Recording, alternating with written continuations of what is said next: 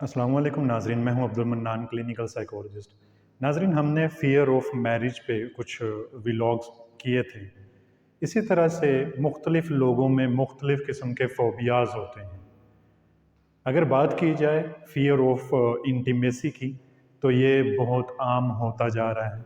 इसकी क्या वजूहात होती हैं, इस पे हम कोशिश करेंगे कि मुख्तसरन बात करें। नाजरीन, हम सब किसी न किसी चीज़ से खौफज़दा महसूस करते हैं, और ख़ास तौर पे अगर वो चीज़ हमारी ज़िंदगी में पहला एक्सपीरियंस हो, तो उसका खौफ जो है वो दायमी होता है। किसी न किसी जहन के खाने में वो खौफ रह जाता है, और इसके पीछे कोई ना कोई ट्रॉमेटिक इवेंट ज़रूर जुड़ा होता है।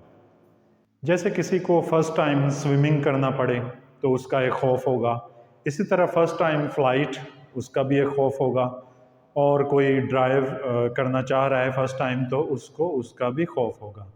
इसी तरह से हम बात करेंगे असेक्सुअलिटी की, यानी first time fear of intimacy या फ़ियर ऑफ सेक्स, ये क्या होता है और ये कैसे जन्म लेता है।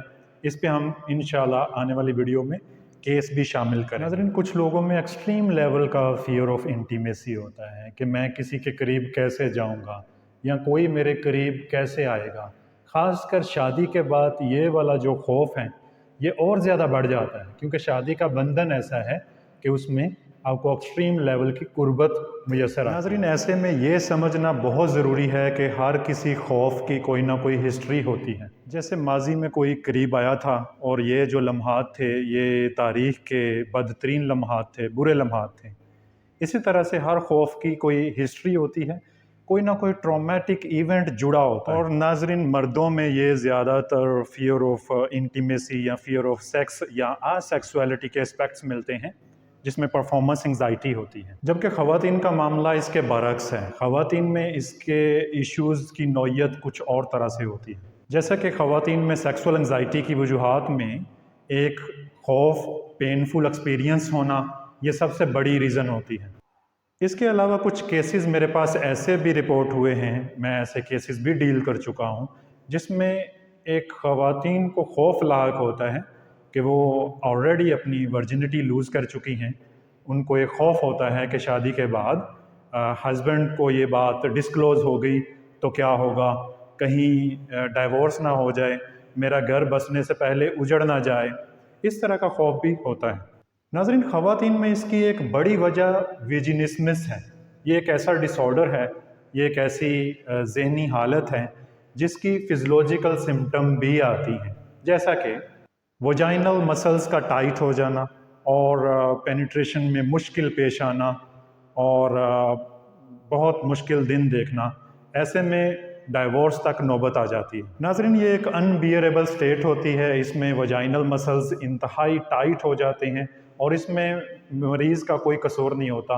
उसके सबकॉन्शियस में कोई डर बैठा होता है, इंटीमेसी का कोई एक्सट्रीम लेवल का खौफ होता है, जिसकी वजह से उसको फिजियोलॉजिकल सिम्पटम आती हैं, जैसे कि उसके वजाइनल मसल्स इंतहाई टाइट हो जाते हैं कि वो सेक्सुअल इंटरकोर्स नहीं कर पाती।